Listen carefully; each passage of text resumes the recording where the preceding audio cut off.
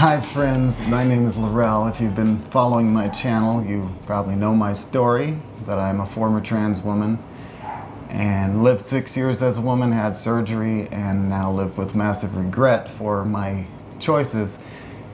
But one of the topics I wanted to talk about that often goes missed or not talked about enough is the effects of a partner transitioning when it comes to the polarity in a relationship, the masculine feminine polarity, and how that gets affected in a relationship when one partner defies biology. Many of you have asked to hear from my amazing wife, and so I decided to bring her on today so that you could hear what her opinions are, what her perspective is, and her experience was in this whole relationship, as I felt the need to transition and brought a polarity mismatch into the relationship. By my trying to be feminine, I had to take up space for my wife's feminine, and I wanted to give her the opportunity to talk about her experience and to discuss in general polarity in relationship and how important it is to have a healthy, thriving relationship. What was it like for you to have to give up your feminine space? I think the thing that's really interesting about that question is that, like, you're not conscious of the fact that you're giving up your feminine energy. And as a feminine being, you're adjusting your energy to match your partner's lack or balance of energy. And so I know now that the feminine is really good at like harmonizing, and we see this in society through like women like trying to make everything okay, but we do that energetically as like more open beings. And so my personal experience was that I wasn't really conscious of the fact that like my feminine energy was being taken over by your feminine, because I was pretty distracted by trying to affirm your feminine energy in you in order to make you feel better, which in itself is a pretty like codependent dynamic, right? Yeah. So like, I felt like you really made space for me to shine and let my feminine come through, and I really appreciated that at the time. And I guess that's one thing I didn't realize I was doing either, because I was just trying to live true and authentic to myself, whatever I thought that meant at the time. Yeah.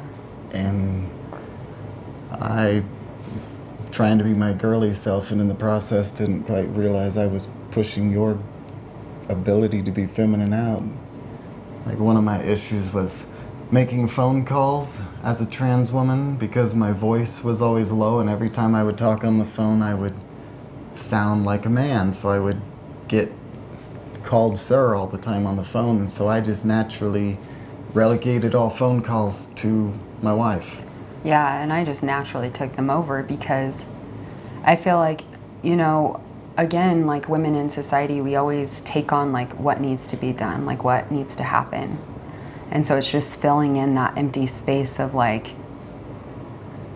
the things that, you know, you can't fill in or, yeah, are unable to fill in. And I think in regards to polarity too, like, I think that people have a really like shallow understanding of what polarity is in regards to like a universal principle and law, in the way that like every single thing in all of our reality and existence exists in harmony and in balance. And I think that like it's insidious, like with me in regards to like giving up my femininity, because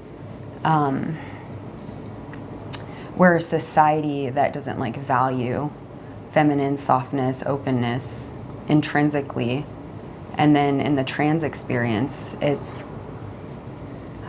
really fascinating because, you know, you're like you're being very materialistic with it as well, because it's like these certain things and objects and that you have to achieve. And but yeah, universal laws and polarity, there's like this existence of it. And I think that, again, with society, like, we actually really try to make people, like, it's like a monoculture where everything is like the same, and that makes people really like docile and controllable and like not individuated as like as humans, and also like as like our soul expression coming through our human existence. And if we have these like poles inside of ourselves, like a feminine or a masculine pole, and you're in a society that kind of enforces like sameness and actually really detests polarity and detests like the difference and detests like true authentic femininity and true authentic masculinity, and what those frequencies are and the ways that that shows up. And we can see that everywhere. We can see it in the animal kingdom. We can see it all over the place. But as humans, like, we've, I don't know, taken on really backwards ideas about what that means. Yeah. Isn't it funny how we think that somehow we're immune to the universal laws of polarity, black and white. We see in the animal kingdom, like you said, they maintain their polarity because they don't have the same bombardment of social media and things to make them think they need to be something different. Yeah.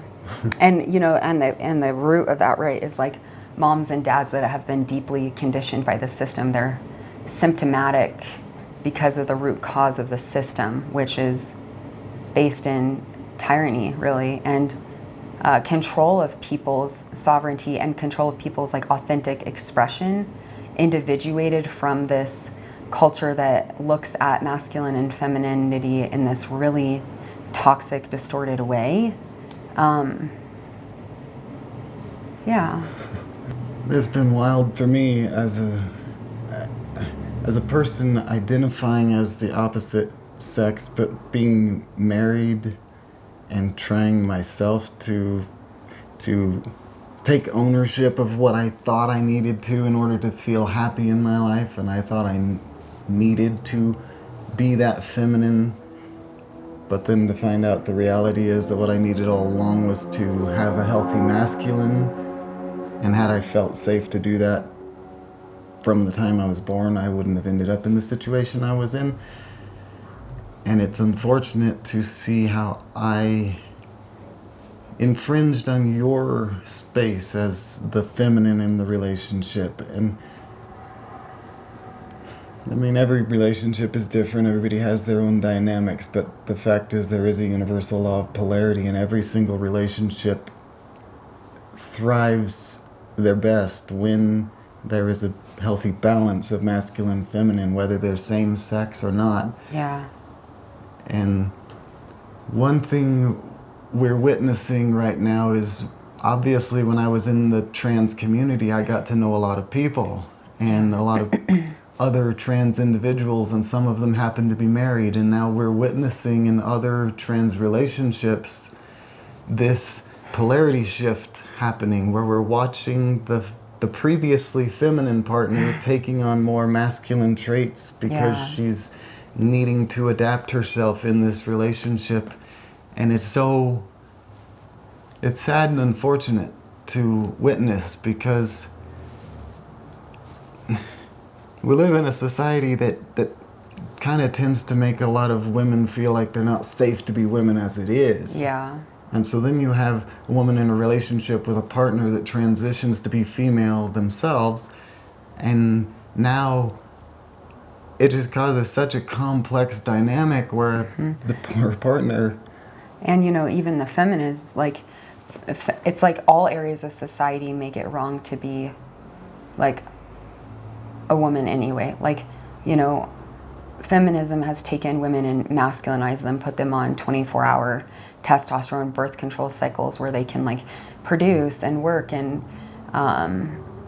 you know, send their kids off to a system to be systematized as well.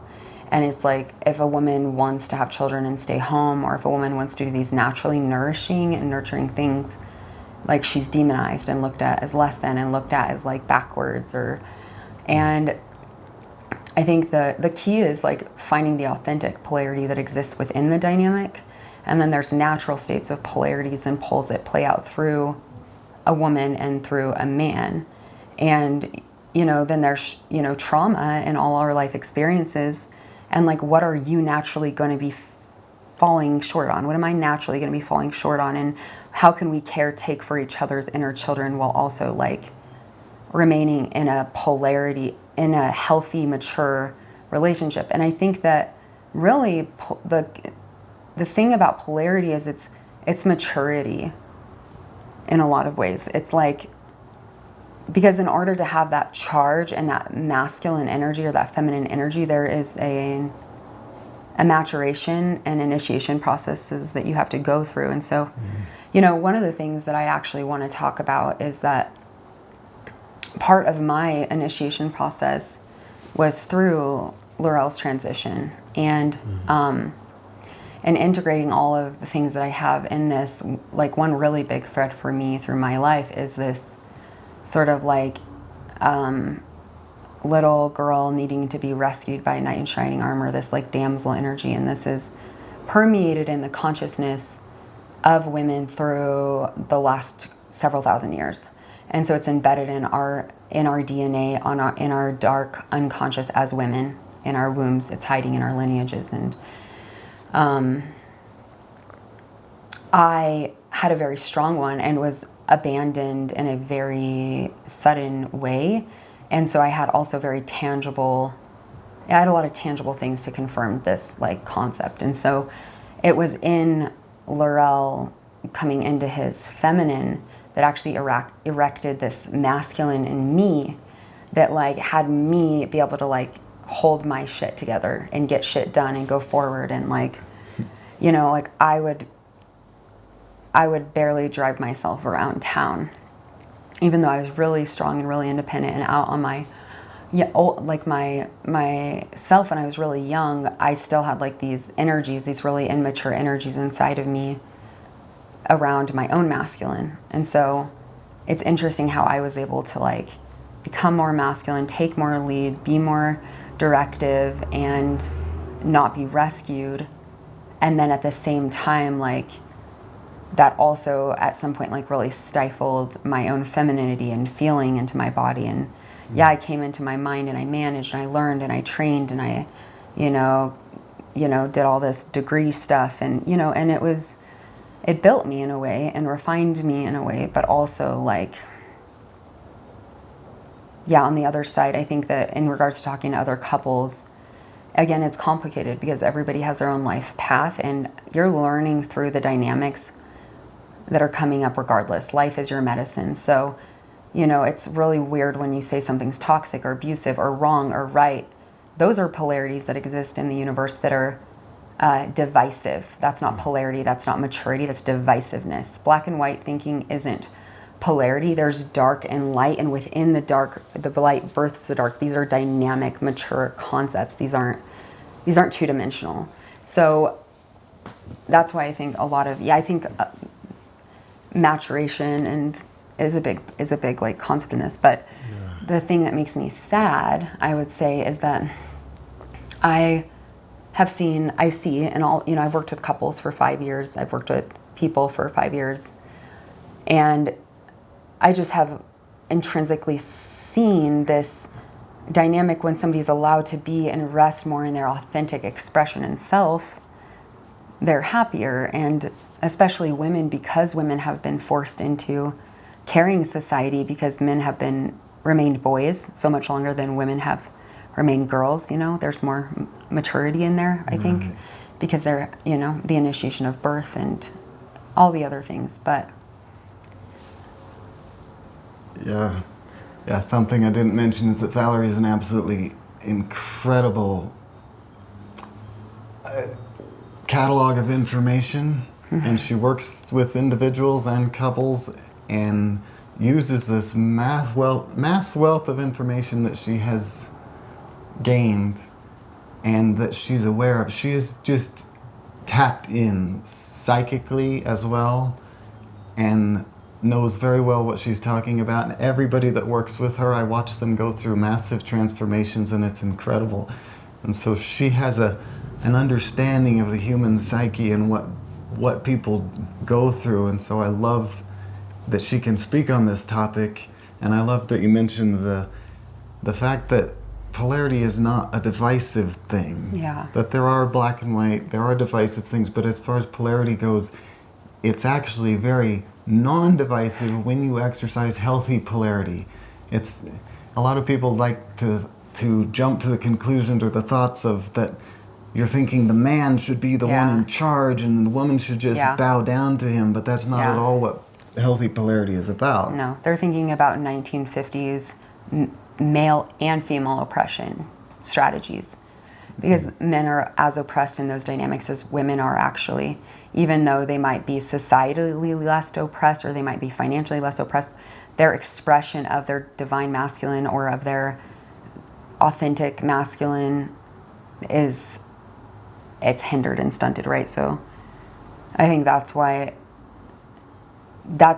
sometimes polarity can get really, in my opinion, like icky. I've been really icked about polarity in the last 5 years. Yeah. But there are actually very good polarity teachers out there. But they're also very mature, and they're usually trauma informed, and they're always trauma informed actually.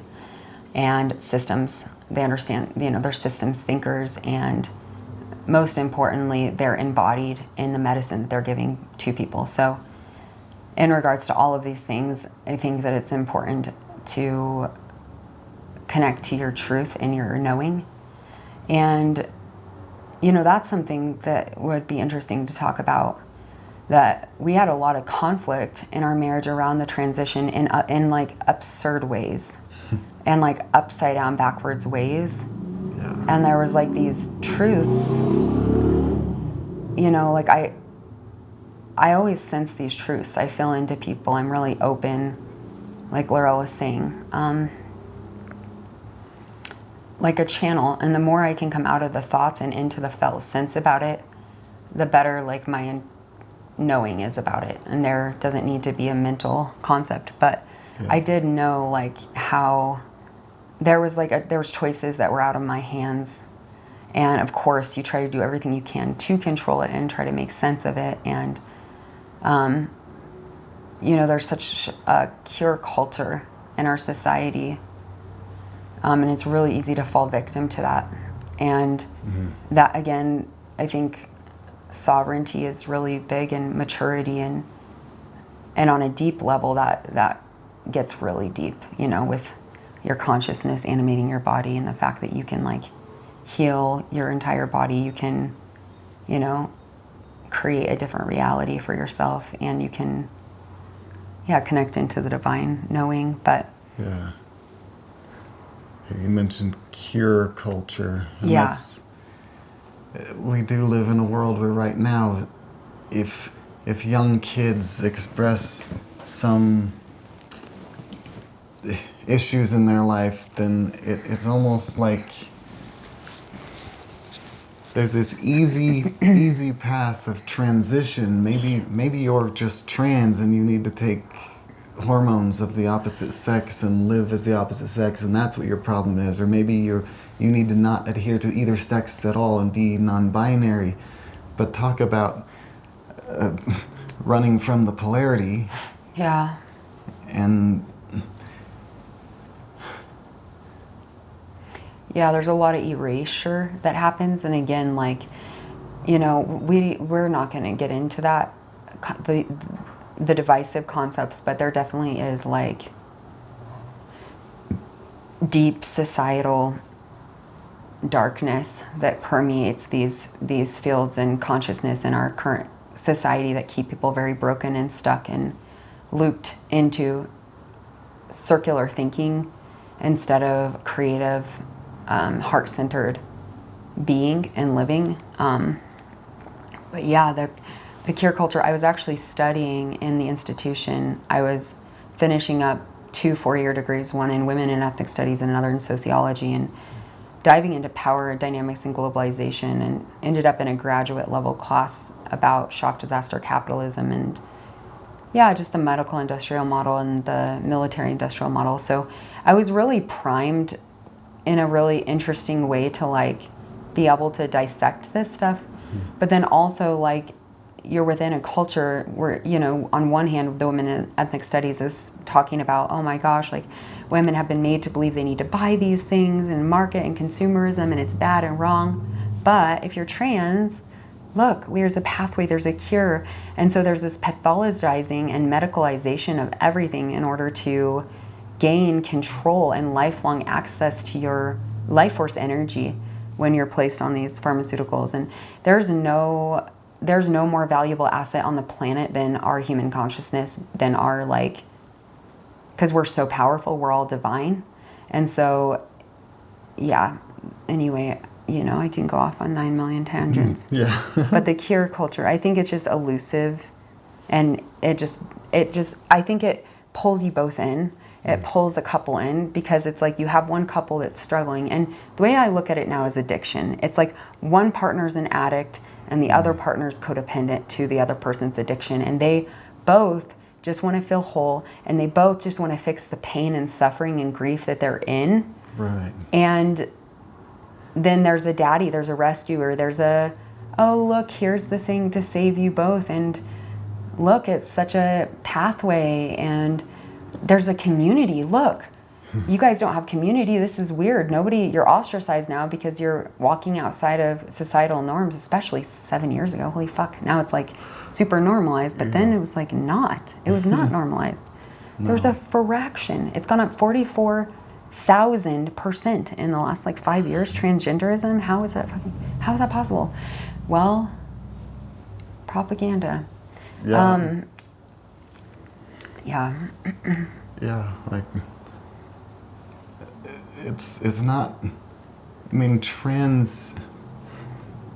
transgender identity is not something that spreads. It's not something that there's not more trans people on the world than there ever have been. No way. It's just that our society has shifted and media has shifted to where it's bombarding people with an answer and happiness.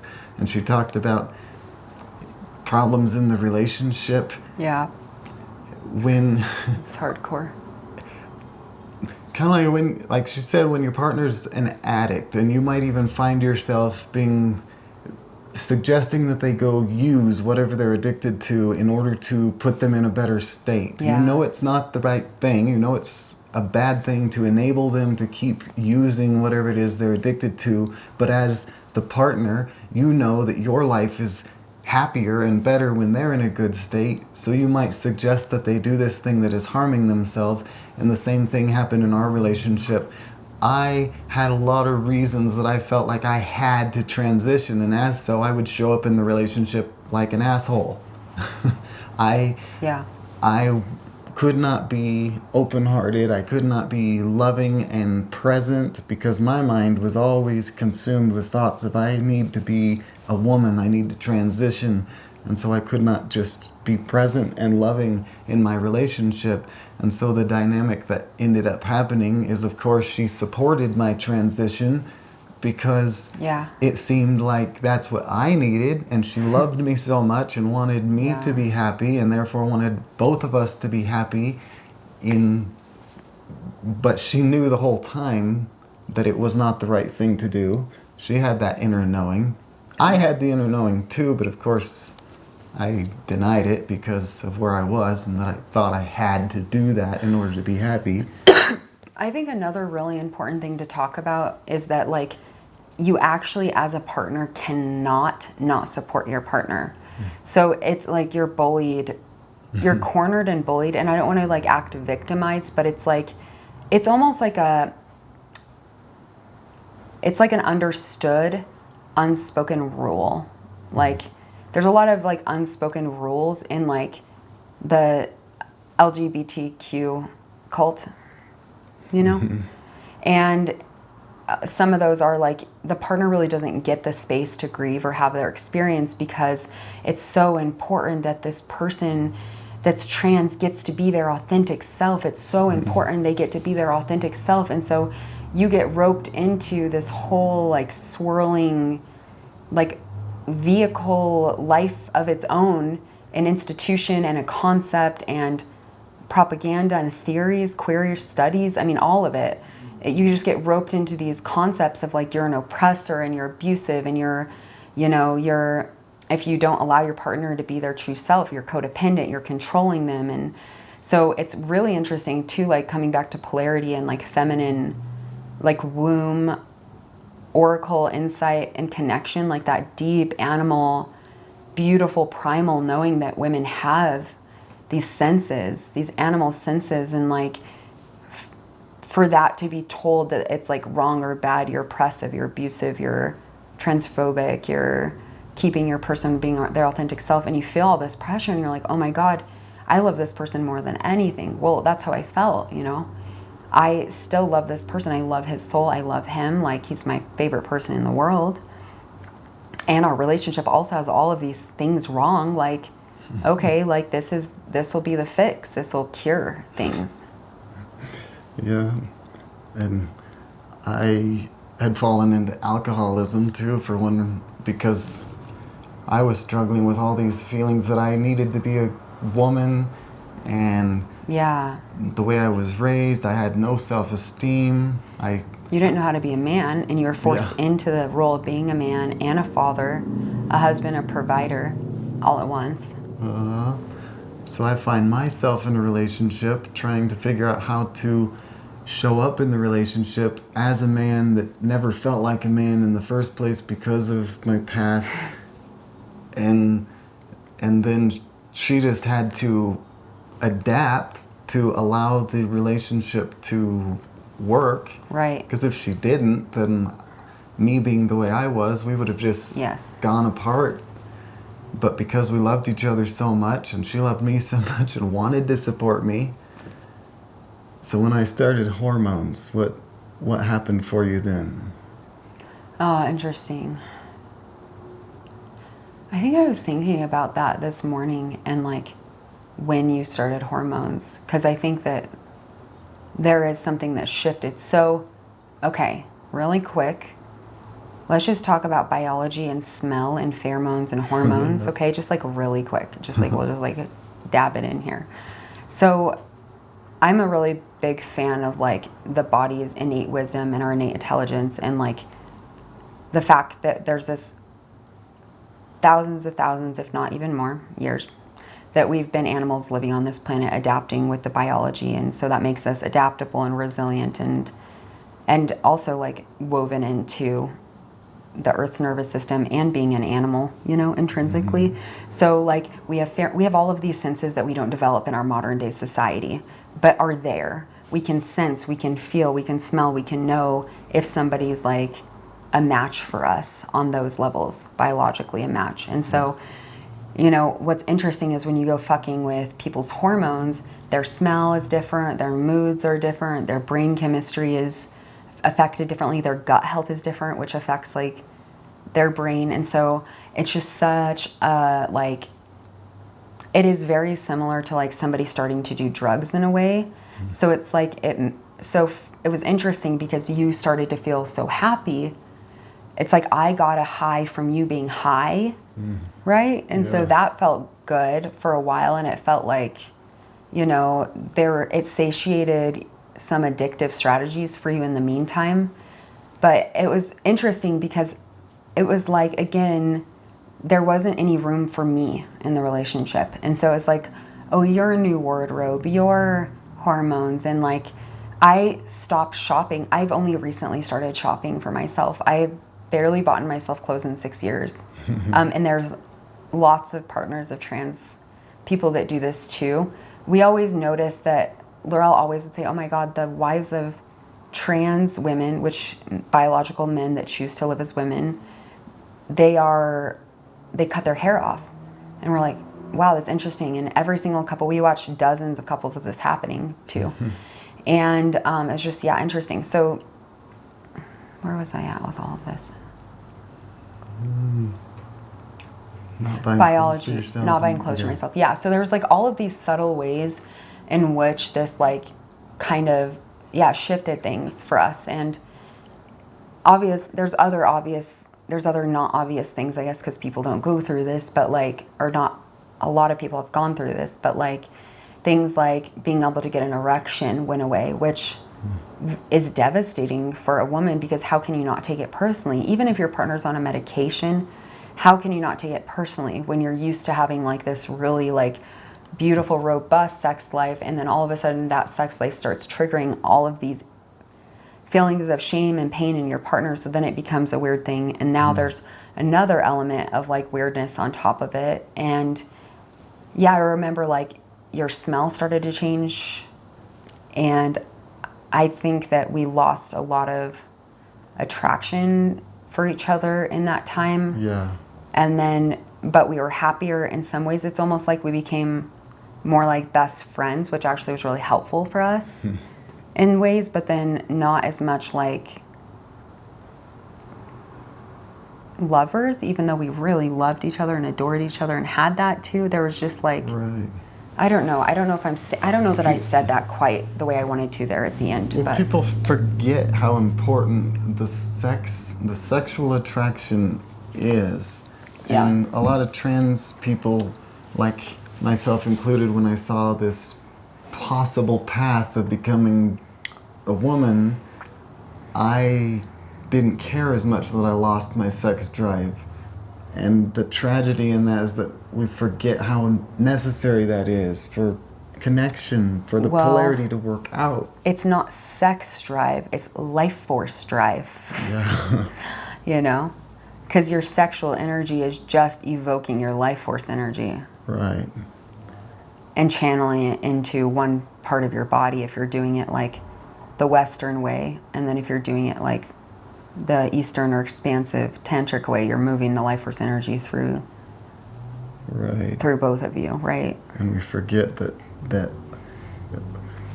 when we mention sex, then it kind of changes the meaning of it. But Yeah. the reality is that your sexuality is your life force, and we tend to try to separate those things somehow. But when your sexuality or your life force energy goes away, there's just less intimacy. There can't be as much intimacy. Yeah. It goes away. I had a friend say it was like two negative magnets coming together all the time. Yeah. And that's exactly how it feels. Yeah, as far as space in the relationship goes, we do see that all the time, where when a partner transitions, like when I did, it becomes all about the transition. All the appointments that you accompany each other, or that she would accompany me to appointments that were necessary for my transition. And we see this happen so much in other couples that are going through transition together, where the wife just gets pushed to the side. It's almost like you take it on, the couples that really do it well, transition well together, they take it on as a mission together. Yeah. Which is actually something we teach to couples we work with. Yeah, like that's the higher principle of partnership, is that it is a vehicle for your love to not only infuse you, but to infuse the world. That's a whole nother year-long lecture on union. But yeah, it's like a shared mission in a way, but it's like a backwards mission. It's like a mission about something that it's not really about. I mean, luckily for us, we made it about healing too, and we went so deep into healing, and I think that's a really significant part of our path. Like in 2019, we started training with Joe Dispenza, and did an intensive course and started hours of meditation. And I don't know if at this point, I was already a yoga teacher and meditation teacher, and I don't know, we had a lot of other trainings at this point too, like relational attachment stuff. We were well versed in attachment therapy by 2019. We were well versed in interpersonal neurobiology, and we had not gotten into and trauma and stuff like that. But even still, it's like it just became like it's like such a force of its own. Yeah. It's like it's such a life of its own. I think there's such a powerful collective field around it right now, and we're woven into that field, that even if you're not super steeped in culture, which even then we weren't that steeped in culture. We were steeped in culture, but not watching the news and shit like that. But Yeah. I feel like the only way we survived this whole journey is because we were so Oh, yeah. aware of interpersonal relationship and what goes on in the dynamic between Right. two people. Right. Which was confusing because there were unresolved patterns and loops that wouldn't go away, just a couple of them, like two of them, and they were all woven into the lack of authentic polarity that was able to show up in our relationship, because after you had been transitioned for so long, it's like these same patterns. Like we'd maybe solved some of the deeper trauma patterns from our childhoods that were coming up, but it was these lack of polarity threads, I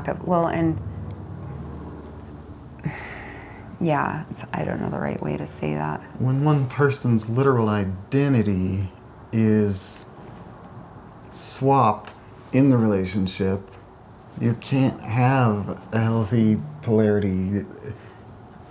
It caused so many Oh my God. issues to come up that would not normally even be a problem in someone's relationship. And it's like, and even for me as the man trying to live as a woman, it destroyed my confidence, my own confidence in myself. Even though I was living true to myself as a woman, I knew I wasn't actually a woman. I knew that I was biologically male, and therefore defying my biology caused me to have to live in a way that I was not confident. I was very just timid, and that's what I wanted to say before. It was the living a lie. Yeah. Like you're having a shared mission, but the mission is a lie. It's a false mission. Yeah. It's not I mean, I don't want to say it like in a divisive way, but it's like because it serves a lot of purpose. Like our false mission served our real mission and our life mission and the mission of light and love. But it's like actually the things you need to be doing are different than that. Like really the things I needed to do was work on my hate of the masculine and work on like maturing my inner damsel and my inner feminine. And you know, I don't know, you could speak for yourself what you needed. Yeah, I grew up where I did not have a very healthy understanding of healthy masculine. I was, as I've said in my other videos, was taught that men were something to be despised, that they were monsters, and when I came into the relationship, Valerie came from a household where she didn't necessarily have the best healthy masculine leadership either, and so maybe we could talk about our fathers really quick, just real quick. Yeah. And how it built us and played into it. Yeah, that'd be good. Yeah, so my father was like really dominating and controlling and like a toxic masculine, but very masculine man.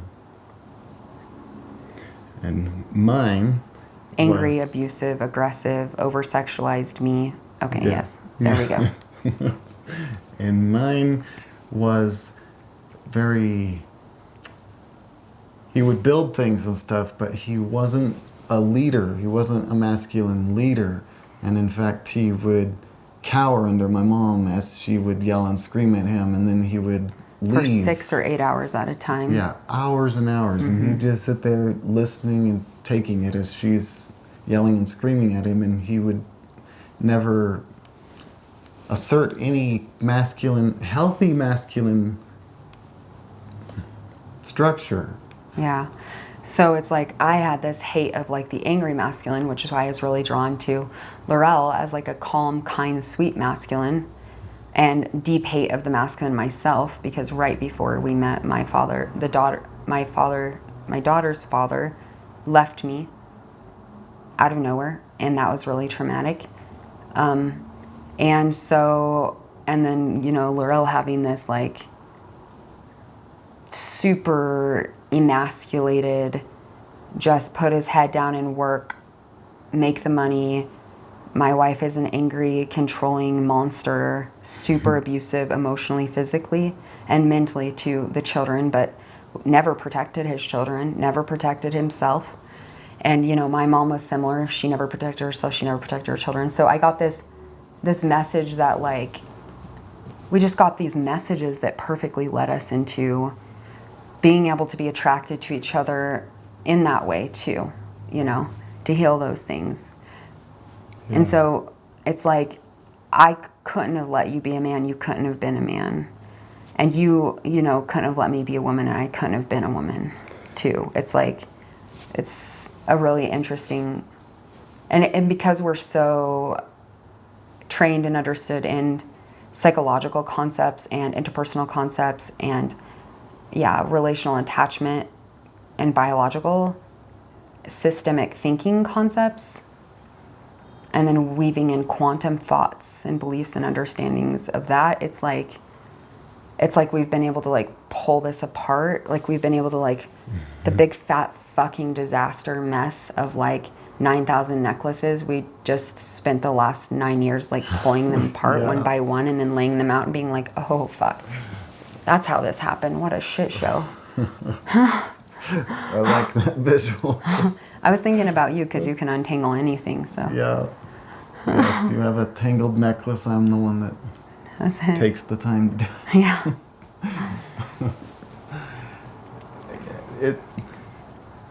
It's just been such a journey of self-discovery and adaptation, and that was the most wild thing when we realized, as you said at first, that you didn't quite realize that you even were giving up your feminine. No way. That's the thing about human behavior is like we're so broken down in our society and we just adapt.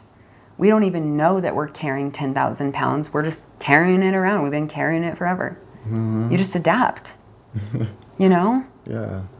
And show me a trans person that isn't highly traumatized, or a person that's with a trans person that isn't highly traumatized. Yeah. These are the exact things that create the exact adaptations that cause you to hate yourself in that way and not accept yourself in that way. Mm-hmm. You know? That's really what it comes down to, an inability to accept yourself the way you are, so you have to change. Which is the premise of all like shock, disaster, capitalism, and cure culture in the medical industrial model is there's something wrong with you. It needs to be fixed. There is an authority and power and a Jesus outside of you that can save you. Yeah. And we know better than you do, and we're the expert on you. You're sure as fuck not. It's just an insidious culture to live in. I will say one of the things that actually like shook me the most was the fact that I was so woke up to the medical industrial model and its fallings, and then it's still believing in a delusional way that it was saving you. And there's a delusion that you needed to be saved by somebody else, me, them, someone. And again, this is just like literally like codependent dynamics in our society. Like we're sovereign divine beings with our own internal guidance inside of us. And with the right mentorship and community, we do mature into... We've somehow been convinced that the medical system is...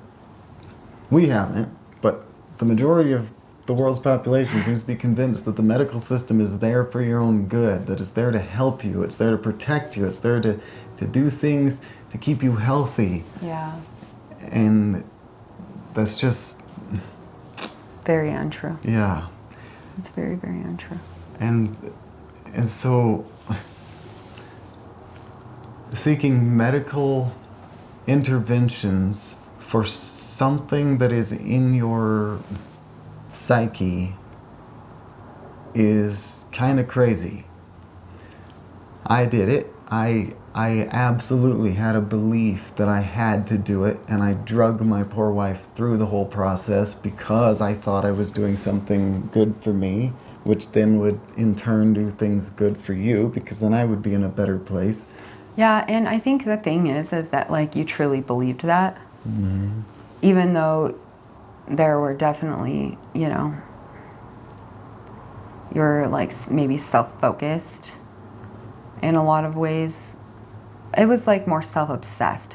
Self-focused is grounded and connected. Self-obsessed is like, we gotta fix it, we gotta do something, it's a loop. It's the loop that And that's what trans people find and have talked about. I mean, now that we've seen so many videos, is like it never stops because it is an addiction. It's a spiral. It's an addiction. There's always more. There's always more to fix. There's always more to change. Yeah.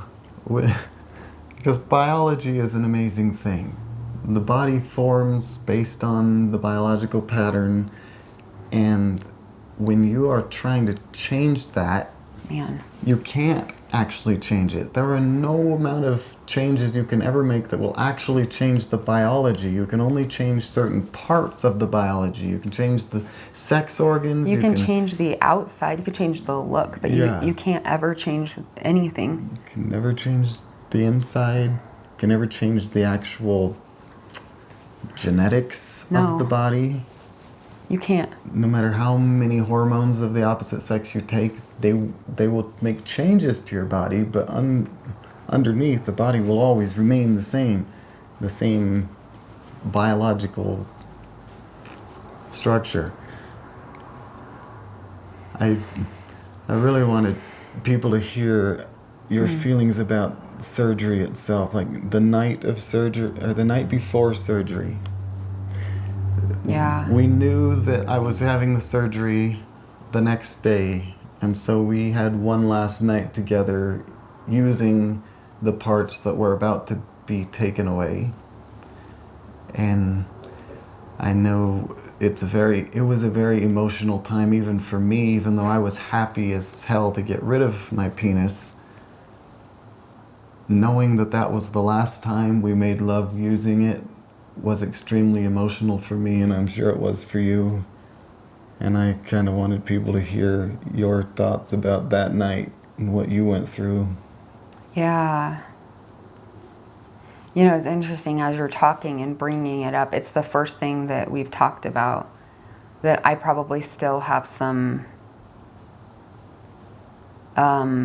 sludge around, some sort of grief around still, even though I'm fine where I'm at now. I'm just like naming that I can feel into that. You know, one of the things that I was thinking about that happened afterwards was I had a mass amount of brain fog and then a very deep onset of tons of even worse autoimmune symptoms, even though at the time I was training with a naturopathic doctor, taking courses that I paid a lot of money for and doing gut healings and all of that. It's like it didn't matter because it was like my body couldn't register and deal with a biological conflict that occurred between us. The conflict of the biology, meaning like he got rid of something on his biology and my body knew that. And it's like that loss created such a shock and grief in my system that I developed so much brain fog and just like a lot of stuff. And that's what I was thinking about this morning with the hormones. I think that's really when a lot of my brain fog and autoimmune diseases came on. But I will also say that like my entire life before that prefaced me for autoimmune disease because my own medical traumas and abuse and violence and sexual abuse. Like I had a whole caveat of things that would create biological dysfunction and a lack of coherence and flow and harmony of energy in my own system or wellness, health. But yeah, it just amplified everything. I actually do know 2 handfuls of other people that the partner starts developing onset autoimmune diseases as the other partner starts to transition, because I think it's so, your biology, it's so distorting to your biology to marry a man and then him start slowly chemically and physically change his body into a woman. It's so disorienting to your biology and your body, and people don't think about that. Like, so even though your mind is telling you, wow, this is amazing, I have my partner back, on a body level, you could feel it. Okay, so talking about sex and then the night before, do you want me to say more about that? I guess sounded, well. I think there was an anger too.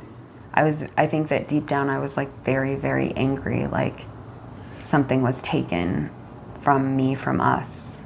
Were you able? But it was something I had to. Yeah, because you have to survive, and you want the relationship to survive, so you kind of adapt. Yeah. Did you allow yourself to feel much grief then, or did grief come later? Or No, I didn't let myself feel grief then. I couldn't, because everybody was celebrating your surgery and you were posting on Facebook and there was thousands of comments, and I wasn't allowed to feel any grief. Like, I couldn't feel the grief like I would.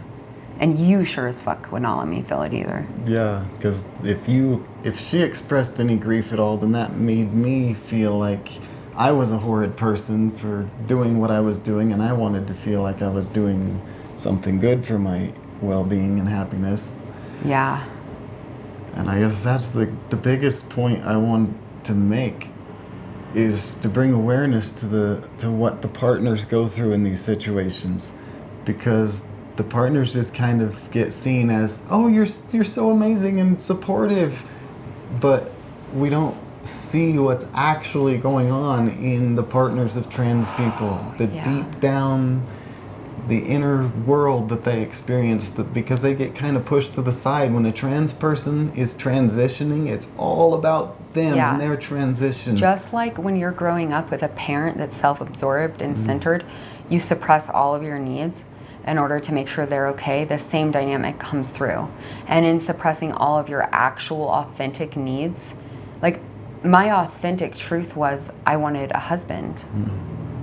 But that authentic truth would have created conflict, which, I mean, we fought about it for sure. It's not like I'm definitely not quiet, let me tell y'all. I am like a very wild, rockin', chaotic feminine for sure. And that's always, I definitely have always had a very feminine nature, so that's, it's just interesting to. Yeah. But yeah, it would have caused such conflict, and to speak those, there's no way you could go about speaking or having those truths, because it would get you abandoned. It would get you, like, I mean, yeah. So you just mesh, you go along with it, which, because it's looked at as a medical issue, it's almost like, oh, if your partner had cancer, you would stay. Like, of course, I fucking love this person more than anything. I married them. I made vows of commitment, and like, we have a ton of fun together. Even though we have a lot of trauma and a lot of things at those times, even in those times, like, we just enjoyed each other and enjoyed our life together in so many ways, even though we had these other kind of horrible trauma patterns and other things coming up, and the transition being a big part of that too. Yeah.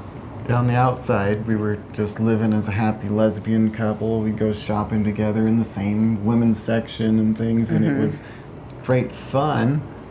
And there was that positive dynamic of it that allowed us to frolic and have fun in the world in ways that we wouldn't be able to as a man and a woman.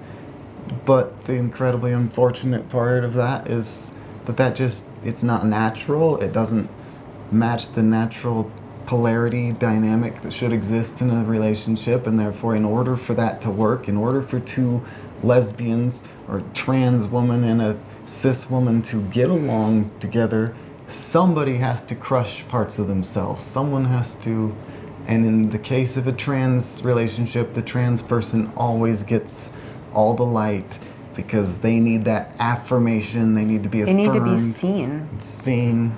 And that's a wise adaptation, right? To develop a way to be seen when you spent your whole life not being seen. And if you don't feel intrinsically worthy, like your soul, like your creative soul expression and authentic expression of your soul, not your body, not materialism, not how you look, not how you do your makeup, that's not authentic expression.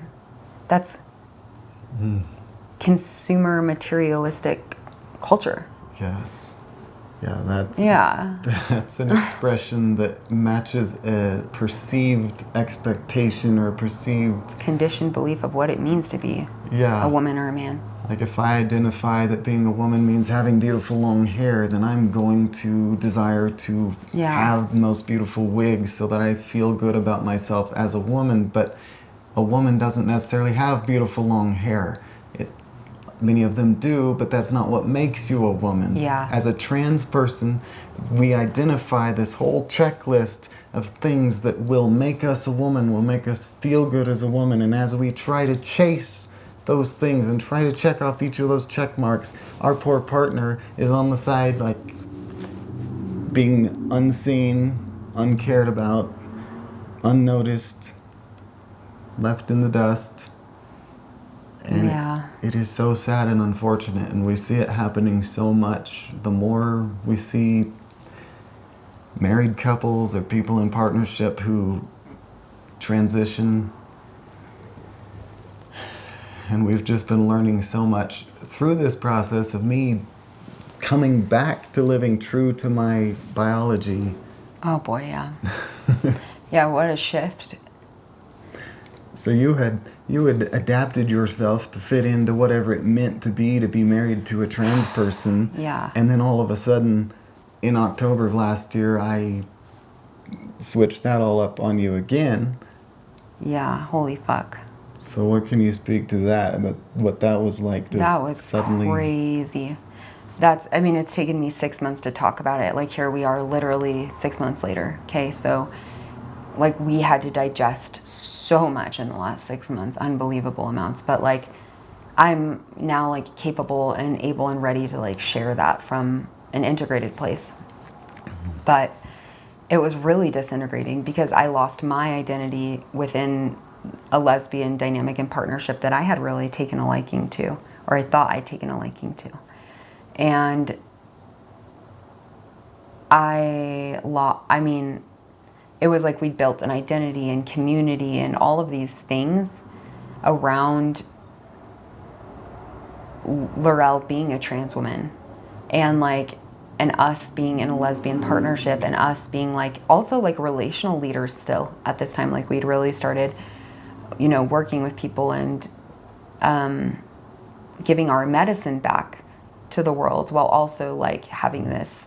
So, you know, it was like a total wake up for me. It was a total death. It was a lot of anger and a lot of grief that I'd never processed.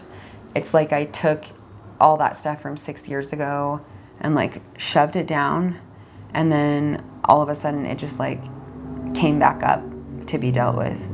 And it was like terrifying. There's so much anger, so much grief, so much sadness, so much. It was crazy. And you were dealing with so much of similar things on the other side, but the greatest thing for me was your like steadfast commitment to the truth of what you knew.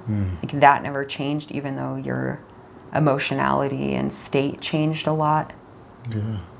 The truth never changed, which was really helpful to me. But yeah, it was one of the most disorienting times of my entire life, without a doubt.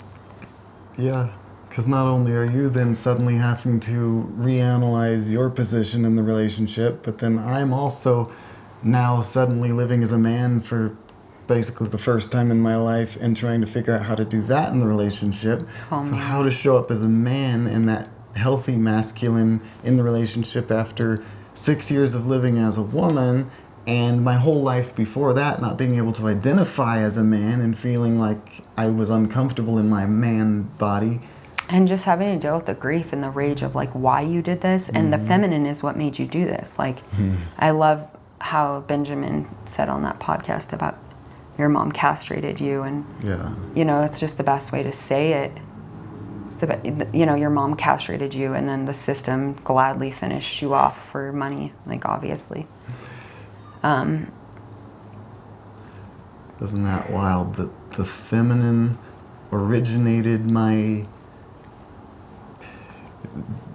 trans identity by... Yeah, emasculating and... Yeah. And then I had to become feminine, pushed my wife's feminine out, and then now returning to live as a man and having no desire whatsoever to be the feminine. Everybody asks me, so are you going to be non-binary now? No. When you realize the delusion of what you were in, and I realized that I am biologically male in every way, why would I want to fall in between? Especially when I understand so well the importance and necessity of Right. polarity. Well, and I think on like a deeper, more intimate standpoint, like you found the little boy inside of you that was pushed away. Like, why would you push him away again? Yeah. Like the thing you'd been running from your whole life, you found and integrated. So why would you? So, I mean, in the long run, this brought us way more wholeness. And that's the gratitude. Like, we are whole people that are much more healthy, individuated and in a healthy, polarized, interdependent dynamic instead of in a meshed dynamic. Yeah. Amazingly, we were able to take this whole chaotic tornado of gender identity and polarity shifts and everything and find the gifts and blessings in it and arrive where we are now, where we feel far more in love and far better than we've ever been. Yeah, totally. But there was a lot of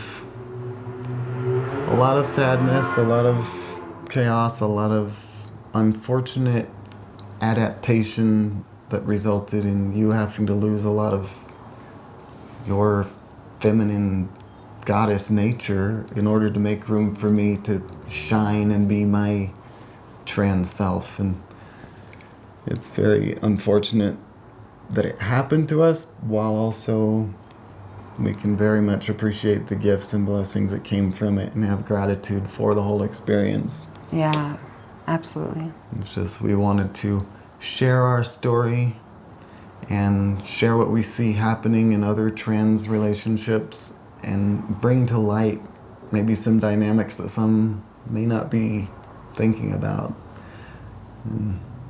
Did you have anything else? So yeah, we thank you for listening, and if there's any other topics you'd like to hear from us in the future specifically, we'd be happy to answer any questions and make another video more focused on other topics. But I'm Laurel, this is my wife Valerie, and we thank you for listening.